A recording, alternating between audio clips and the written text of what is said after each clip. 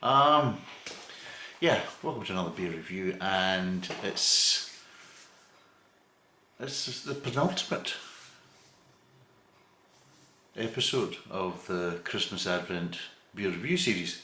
So yes, so this should be us on to kind of Christmas Eve. It's also the second part of the IPA, looking at a quick glance at British IPAs. One a more traditional one, and two of the kind of what we call more kind of present day, which are more of a hybrid really. They're kind of a mixture. They've got American hops in them, citrus, all that. That didn't happen with the originals. But anyway, this is what we're at.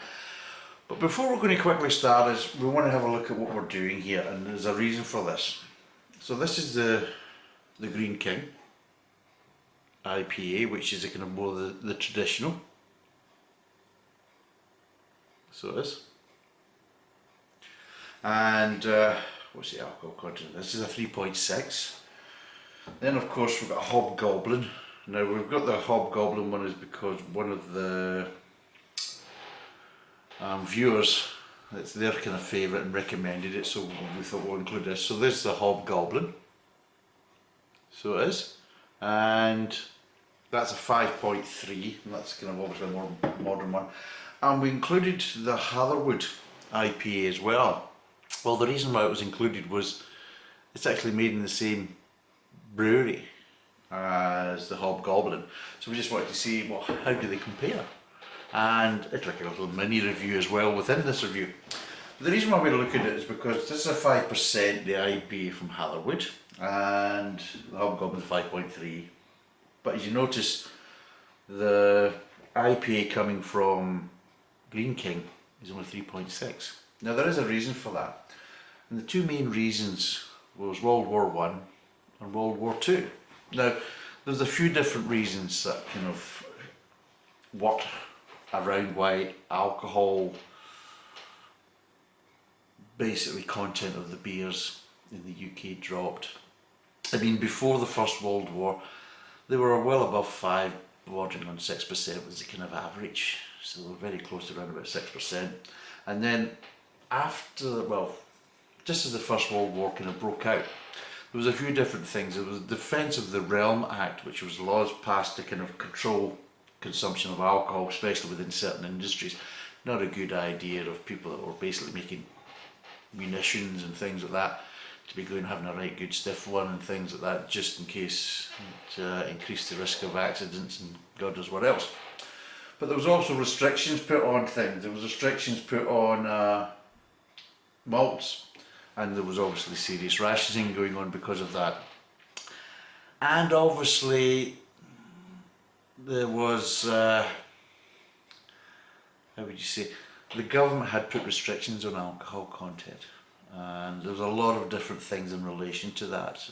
The government, in certain aspects, some of the breweries were actually taken over by the government, and they were controlling the kind of the output of beer, and some of the pubs were being controlled, licensing hours had all changed. And what they also did was they'd actually upped the duty. In 1918 they really did boost the duty, so the higher the alcohol really did hit the market quite hard. So the whole idea was to make it as affordable as possible, was obviously to keep the alcohol levels low.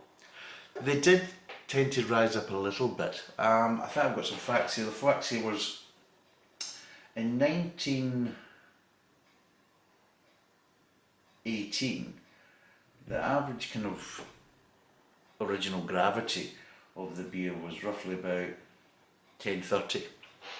Now, if you take it as an average, 1050 is about a 5%. That's about 5%, 1050 gravity. 1030 is getting very close to kind of 3%, just slightly over 3%, but it's round about the kind of 3% mark. So you can see how much it dropped. It dropped by basically, and I'm saying it's a case, it's almost halved in alcohol content, which is a big drop. Now it did rise up a bit and got as high as, was it 1042? That was original gravity, which was the highest until the 1940, and then it dropped again below, and in the 1946 it was back down to 1032. Again it dropped because the same type of kind of rationing and everything else came in. The problem was, up until the 1970s, it kind of stayed round about the kind of the 1030 kind of area. So in 1950 it was round about to 1970, it was roughly around about 10, no, it was actually even just round about, yeah, about 1036, all that type of stuff. And again, there was other reasons for that happened, especially is when the 50s and 60s they've started to bring in kind of keg beer rather than cask beer, and to get people to kind of switch and to get pubs to switch. The whole idea was to keep the ale alcohol volume percentage low and raise it a little bit on the lagers, so previously people were going to kind of move to the lagers and get more alcohol for their money, basically. And yes, it was a whole idea was just to get people to switch over to the cheap nasty lagers. So it was just market manipulation by the breweries, and to increase profit, and to also get them to move over to a system which was easy for them to brew quickly, easy for them to transport and store and everything else without all the hassles of and the short shelf life of kind of cask ales. Although things have now changed, and of course things have getting a lot better, but yes, that was one of the main problems. Again, also in the market, a lot of basically workforce within the breweries during the wartime. Some of them were obviously went away to fight, some of them were then basically commandeered to work in other industries and things like this, just to kind of help out the war effort. So again, that also put more pressure on breweries, because they just didn't have the normal kind of experienced workforce that they had previously. So all this kind of added up, and that's why Greene King, which I'm sure this was 1920 or this came out, and yeah, that's why it's kind of low alcohol, 3.6, and that's why it basically still is. So this is more of an original IPA from basically the First World War. Whereas these ones are more modern day, and you'll find it out probably with the flavour profiles, because they will have American hops in them. In fact, they both, well, one definitely says it's got American hops, it's bursting with American hops. But anyway, I hope that kind of clears things up. So IPAs, it's not about high alcohol. That wasn't the reason why they were brewed. The alcohol didn't make it better for it to kind of transport or store or protect it from bacteria buildup. It just didn't happen. And the hops was there to give a more sterile environment and to really protect the beer from the bacteria. And the main thing was to actually brew out the wort to reduce the sugar and reduce the level of secondary fermentation to stop issues with transportation, especially overseas, and stop exploding barrels and losing a lot of product. So that's what really the IPA was about. Yes, American IPAs are different because they experimented with the brewing process and wanted to increase alcohol volumes. They also didn't have the same issues in the UK, because the restrictions weren't really there within their wartime effort, especially with the First World War, because they were less involved with the First World War, and obviously they were more involved. But again, they didn't go through all the kind of rationing and the restrictions as what the UK was going through, because, well, unfortunately, we were right in the middle of the kind of the fighting area, whereas America was obviously quite a distance away from the kind of front line, and their main kind of industries wasn't really affected from that point of view, whereas of course in the UK it was. So that also kind of adds to it as well. So yes, let's get cracked in and see what these are like. So I'll pour out the Greene King first, 3.6%. Now this is £1.25 to buy, and well, that's what I bought it for in Morrison's. I'm trying to make sure these are all kind of poured nicely, as much as possible. You can smell the hops, but it's kind of floral, nothing kind of citrusy. I think, what does it say? It's saying on the bottle here, well, it was first brewed yeah, in the 8th of May 1928, our classic IPA delivers the same refreshing, hoppy taste today as our founders, Greene and King, created all those years ago. So it's carefully selected pale ale, crystal and black malts joined with English hops including Pilgrim and First Gold. And there you go, apparently it's supposed to be crisp and refreshing. Right, let's do the Hobgoblin next. So yeah, you can have a look at it. Not much of a head to it. But yeah, it's obviously a lot lighter because obviously I think these IPAs should be a little bit darker. So let's try the Hobgoblin. Try and pull this a bit nicer. Oh no, sorry, I mean that's a bit darker than the kind of more modern day IPAs. Because obviously it's got more of the malt, whereas these are more hoppier beers. And I can smell citrus off this already. So you can, and of course I just want you to see the comparison. Greene King, Hobgoblin, as you can see, there's quite a distinct colour difference. So that's that one. And then we'll do the Hatherwood IPA. Oh, from Lidl's. Now yeah, this is about 160, 170 a bottle. So it is. And the Hatherwood is £1.09. Get this poured out nice as well.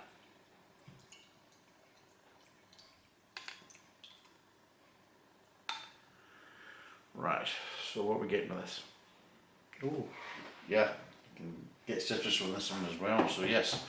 So, this is the Hobgoblin, this is the Hatherwood. You see, they're almost identical, very, very similar, same type of kind of carbonation, same colouring, everything, so there you go. Right, so let's start off with a kind of more traditional 3.6 Greene King.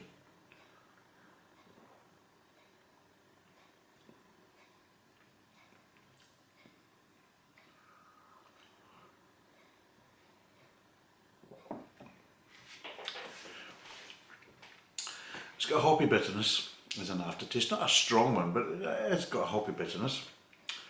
You are getting kind of malts, kind of sweet malts at the start, and then it goes to mid-tongue and you're starting to, the hops are starting to come in, so you're starting to get that kind of a grassy straw kind of flavour coming in, and then it kind of intensifies and starts to move towards a bitterness for the kind of aftertaste in the back of the mouth. So very distinct profiles, even though it's a 3.6% alcohol content. It's a nice delicate kind of malty sweetness to start with, onto the kind of the hops coming in mid-tongue, and it's starting off with to give the kind of the straw kind of flavours. And camera, okay, there we go. The straw flavours come from the hops, the kind of grassy flavours, and then of course the kind of bitterness, the hoppy bitterness is coming in to give a kind of an aftertaste at the back of the mouth. So yeah, it's quite nice. There is a kind of crispness to it, and yeah, it's actually very nice, very nice. So let's try the Hobgoblin. Oh, you can just smell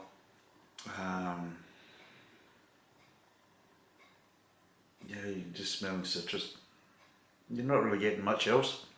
I suppose you're getting kind of a sweetness, but you're really just getting citrus, and it's hard to kind of, and you're getting slight floral notes as well. So yeah, I mean with this one, all you're just getting is the smell of a little bit of malt, but just that kind of floral hoppy smell that you're getting. So they're all basically giving you hoppy smells, but this isn't traditional because it's giving you citrus, and none of the hops available traditionally in the UK, that are traditionally grown in the UK traditionally wise, under normal circumstances, give you the citrus profile.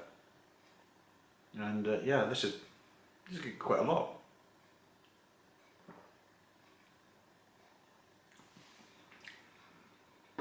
But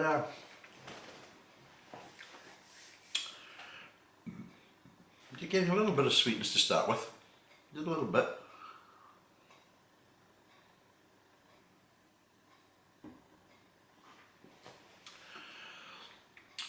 not so much of a maltiness, but you are getting a bit of a sweetness, and then it's coming into the kind of mid-tongue, and again you're starting to get that little bit, the hops are coming in, you're getting the kind of grassiness, you're starting to get the citrus build up as well. It's overriding the sweetness completely, and then of course it's going into a more kind of citrus pithy kind of bitterness in the aftertaste, but again it dissipates quite quickly, doesn't stay there, and yeah, there's a nice balance to that. It's not as a case as though it's a real strong finish that's just kind of overpowering or sickening. So yeah, but yeah, completely different flavour profile from the original. And I think maybe a lot of people might think, what does Hobgoblin say? Does it say anything about American hops?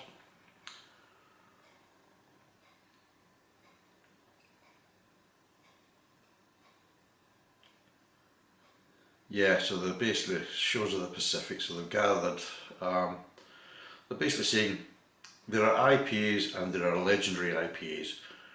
Ours is legendary, pale golden with orange glints. This beer is forged from the finest British hops and varieties gathered from the far-flung shores of the Pacific. There you go. Prepare for an intense tropical explosion of zesty oranges, grapefruit, honey and juicy bitterness. Winner of the world's best IPA award, like we said, legendary. And again, it's John Tolson, head brewer, so there you go. And yeah, I mean, it's nice. I don't see that as an issue or a problem, but it's not traditional. If people are drinking this thinking this is a traditional British IPA, it might be now, but not in the past. History dictates that the Greene King is actually a more traditional IPA, using more traditional British ingredients. I'm not going to say which is better or which I prefer really at this moment, but I'd just like to clear that up, that the Hobgoblin isn't a traditional British IPA historically, but it is kind of more of the norm under, you know, the present day. So yeah, and it's quite nice, yeah, quite like it. Nice and balanced. Yeah, I would say, because it is getting, I would maybe give it the honey wee bit. So you are getting the sweetness, but you're not really getting the malts. And I suppose it is giving you a kind of ever so slight kind of honey flavouring, because it hasn't got the kind of maltiness, kind of the Ovaltininess or things like that to kind of back up that sweetness at the start. So let's try the Hatherwood IPA. Yeah, you're getting citrus, a little bit of malt, but that's really it. You're getting maybe a little bit of grassiness, but again, it's mostly all hops as the aromas.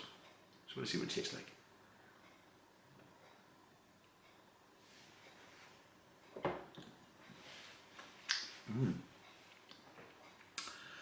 That's got a wee bit different, because there's just a kind of slight peachiness to it as well.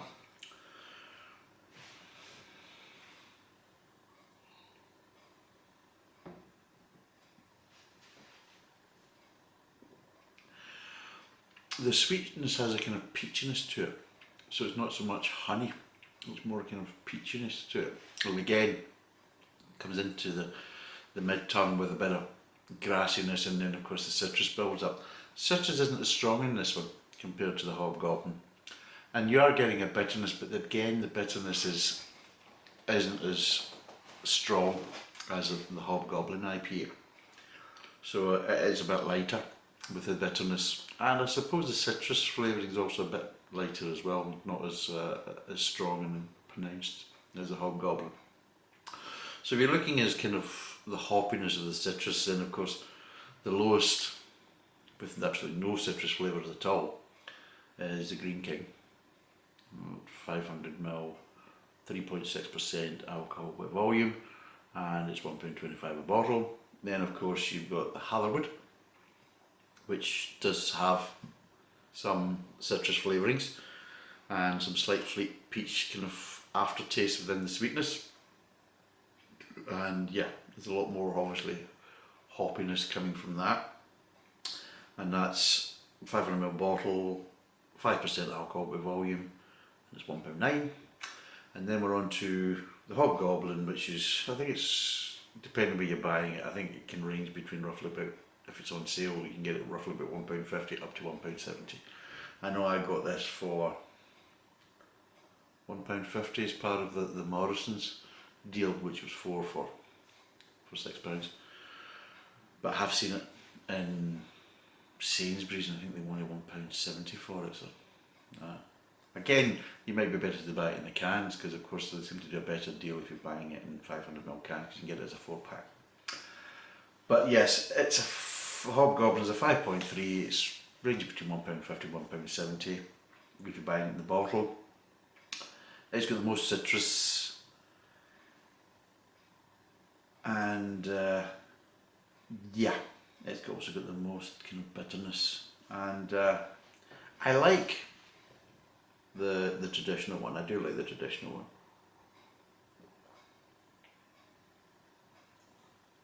Because to be totally honest, it's very sessionable because of that low alcohol and everything else. And that was another reason why the alcohol was kept low as well, was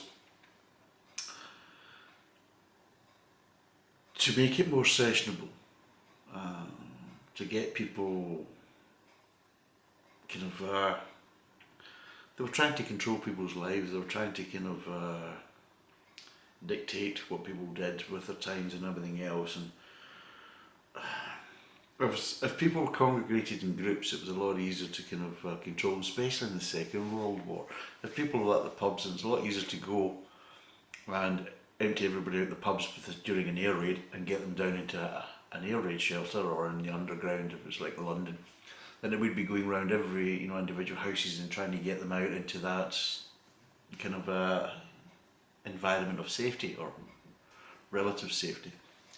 So there's lots of different ways that the government, especially during the Second World War, but also to a certain degree the First World War, there was a famous thing as Project Carlisle that went on during the First World War, which was a lot of the kind of initial kind of munitions was actually made in the Scottish borders. And in Project Carlisle they actually were controlling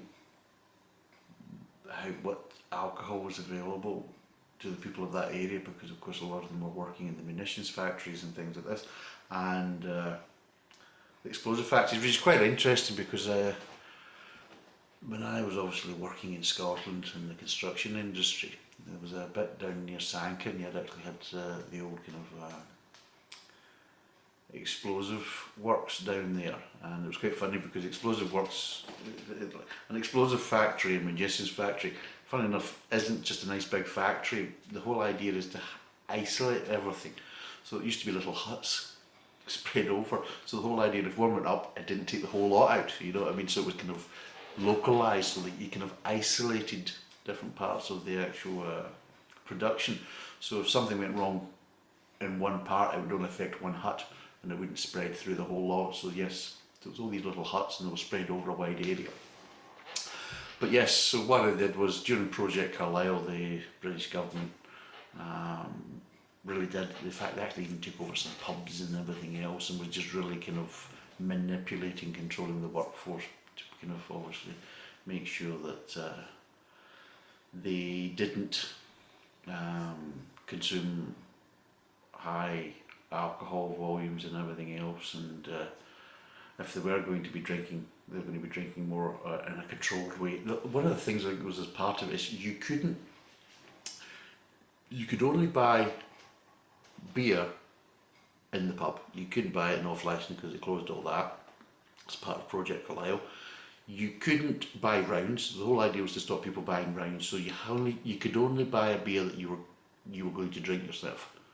So I think with the maximum you could buy is 2 beers at the bar. You couldn't go in and say, well, give us 5 pints or 10 pints as a round.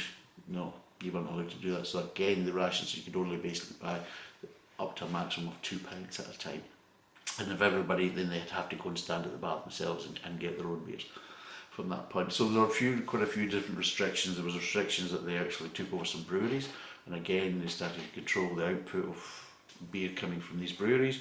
They took over pubs, and again they controlled the kind of dispensing of the alcohol at what times and everything else. They changed the licensing hours, the whole lot. So there were so many different restrictions, and it all had a big effect on the British beer industry, and eventually it had a negative effect. But yeah, so the Greene King I quite like, yeah. So that's that out of the way. Let's get back to the Hobgoblin and the Hatherwood IPA. Let's see.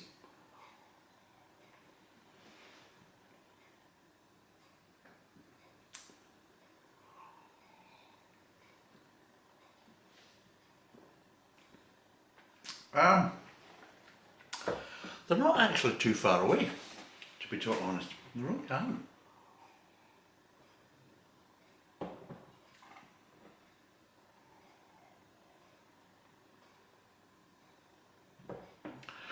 Yes, with the Hobgoblin there is a bit more flavour to it.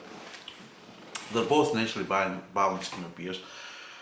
The Hobgoblin IPA, there is more intense flavour. I would say there is more hops in it, and I think obviously that is reflective in price and everything else. So yeah, there is a lot of extra hoppiness to that. More of a bitterness, more of a citrus flavour, everything else. And yeah, it's a nice beer, and yeah, I would definitely buy it, not a problem at all. The Hatherwood isn't really that far away. And for the price, it's actually not too bad actually. Again, it's quite well balanced. The hop flavours are slightly different because you are getting the citrus, but the sweetness you're getting has got a slight tinge of peaches to it. The bitterness isn't as strong on the Hatherwood as it is on the Hobgoblin. And the citrus flavours, although they are there and quite prominent, they're not quite as intense as the Hobgoblin. But to be honest, I like all three, and I like all three for their own kind of different kind of scenarios. For price, I've got to admit, the Hatherwood IPA is actually quite a nice IPA. It's a nice beer for £1.9. I can't really fault it for that. I mean, I wouldn't say it's lacking in anything, really. And for £1.9, it is good. The Hobgoblin, well, it is a nice beer. It's nice balanced, and yeah, you can taste where the kind of extra costs have gone, and they put it into the hops, and the hops is one of the most expensive things of the beer. So yeah, that's nice, and I would buy that if I wanted that type of flavour profile. Then yes, the Hobgoblin's a good one to go to, and I like the Hobgoblin products, so I do in general, because they are usually brewed to a good, decent standard. But yeah, you can see the similarities between the two, between the Hobgoblin and the Hatherwood, and you can see that yes, they have been made in the same brewery, and it does kind of show in some aspects. Then of course you get the Greene King, £1.25, it's okay, it's more of a traditional one. If you fancy an IPA without the kind of more modern citrus bent that we're now getting all the time, then it actually makes it more refreshing in its own right, because it's not as intense and it is something a bit different. Different, but also more traditional, so there you go. So it's the only kind of downside is the 3.6%, and yeah, it does make it very sessionable though, because you can really probably drink quite a lot of them, and it's not going to have the same effect as like drinking the Hobgoblin at 5.3 or even the Hatherwood at 5%. So yeah, so if you fancy a real good session and an easy drink IPA, because it is a very easy to drink because of it's 3.6, it doesn't have that strong citrus flavour profile. And even though there's more hops in this than say a traditional ale, the hops again don't really kind of affect the flavour too much. Yeah, you can smell it's a bit hoppy, you can taste it's a little bit hoppy, but it's very, very drinkable, and it's not really that far away from that point of view within the flavour profile. So yeah, out of 5 I would give Greene King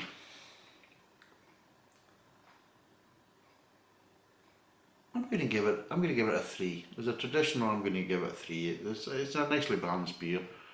Yeah, the 3.6% alcohol is a bit, so it does make it a bit more sessionable. And obviously, again, it just harks back to the past, and I don't see that as a bad thing. I quite like a bit of tradition and a bit of history within it. I don't think we should kind of totally give up our past just because of what we're doing in the present. Hobgoblin, what would I give that out of 5? It's a well brewed beer. You can see where the money's put in with the hops and everything else. It's nicely balanced. They could have quite easily over hopped it and just made it a bit sickening or whatever, but no, it's well brewed, well balanced. It's a nice beer. And I would give that 3.